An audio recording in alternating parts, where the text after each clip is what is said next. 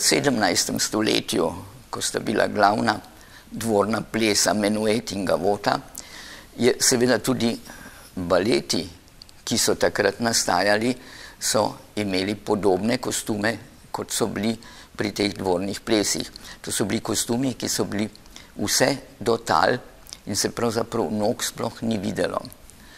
Potem je pozneje prišlo do nekakšne vrste revolucije, ko so plesalke dvignile krilo nad gležne. Na ta način je bilo potem možno videti stopala in vse tiste drobne korake in skoke, ki bogatijo baletno umetnost.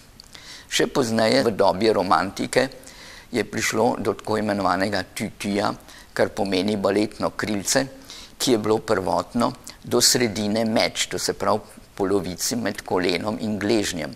Pozneje se je to še dvignilo in poznamo zdaj tudi kratki, klasični tuti, ki je pa samo pravzaprav ob pasu kot en velik krožnik in seveda izpolnjen z velikimi volanami.